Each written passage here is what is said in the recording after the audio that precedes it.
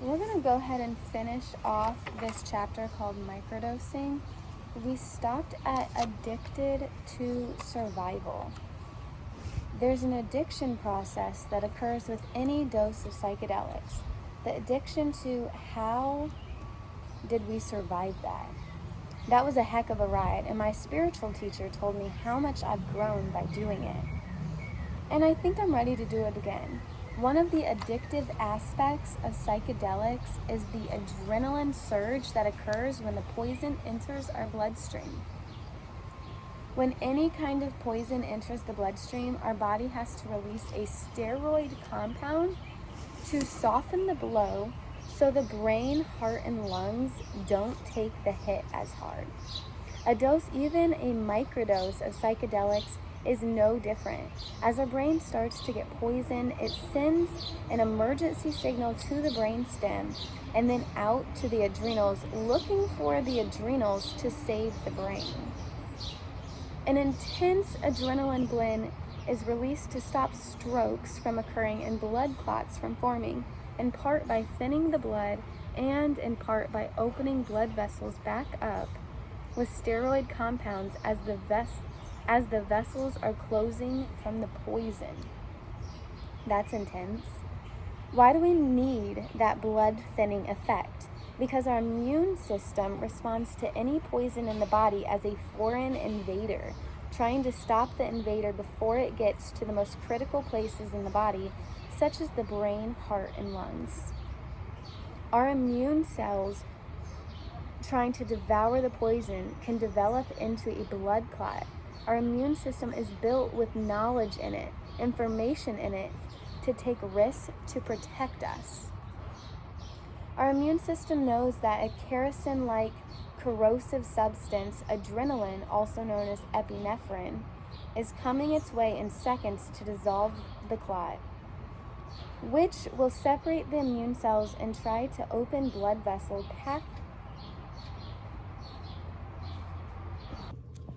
All right, I'm back and in a different place, obviously. I just saw my neighbor and we had to have a conversation. She didn't know I did massage therapy, so I definitely had to get the word out. And she's like, yeah, I'm gonna tell my friends. I'm like, please do. Please do. Working for myself, for my own business is definitely my dream. But at the very moment, I don't have enough clients of my own to work 100% on my own. So I have to work for a company, which is fine. I actually really love it, but it's just like, it's not my dream. So that was really exciting. And now I also don't remember where I was. Shocker, right? I think I was here. Our immune cells trying to devour the poison can develop into a blood clot. Yeah. Our immune system is built with knowledge in it, information in it, to take risks to protect us. Our immune system knows that a corrosive-like kerosene substance, wait, I did this. Okay, yeah. It's also known as epinephrine, is coming its way in seconds to dissolve the clot, which will separate the immune cells and try to open blood vessel passageways so there's less constriction and poisons can leave the brain and body. Okay. Now, adrenaline isn't corrosive. It isn't paint thinner, yet it has a similar property in that it can start to dissolve and break down a blood clot that's thickening. So as our immune system gathers around the poison, in this case a psychedelic substance, and tries to eat it up and absorb it, a large number of white blood cells surround the drug's poison chemical compounds. The white blood cells start to group together and become a clump that can get caught in blood vessels. That's the blood clot. Then adrenaline enters the scene and starts to break down this clump.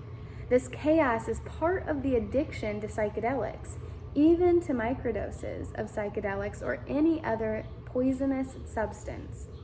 That adrenaline released into the bloodstream to thin the blood and protect the brain in that moment from the onslaught of chemical compounds also saturates the brain, creating extreme adrenaline highs.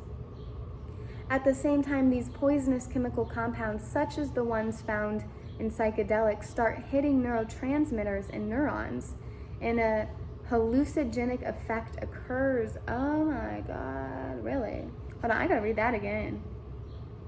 At the same time, these poisonous chemical compounds, such as the ones found in psychedelics, start hitting neurotransmitters in neurons, a hallucinogenic effect occurs.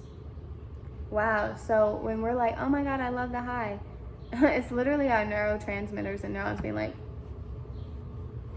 whoa, and it's like, oh my God, I'm loving this. That's crazy.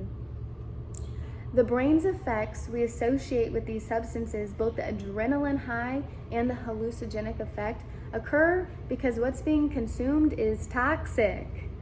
I gotta hear that, it's toxic. The aftermath is that we're coming down off of that adrenaline high. Our body is in the process of recovery as the poisonous chemical compounds is dissipating, and we survived it. It's not exactly the same as recovering from a party where you get completely drunk and stoned and puked in the bathroom all night and then spent the next day in the stupor of a hangover. Yet there are similarities. Whichever substances send your body into survival mode, they're parties you'll never forget, experiences that become etched into your consciousness. The parties we never forget aren't cures for depression, anxiety, brain fog, fatigue, or neurological symptoms. They only worsen them. One of the saddest parts of psychedelics is knowing a 25-year-old or 28-year-old who doesn't have any idea why they're sick, has seen a number of doctors, tried a number of medications, can't find relief mentally or physically, and then stumbles into the world of this can heal you physically and spiritually. It's one thing if you're not healing, so you take some junky vitamins, try a range of animal protein and plant-based diets, try a few different therapies and healing techniques, try conventional pharmaceuticals, and you're still stuck and you're still sick. That's a better place to be than getting caught up in the world of psychedelics, believing that maybe you have spiritual blocks that's keeping you physically ill. When we lose time and we're exhausted and we don't have answers that are working or helping,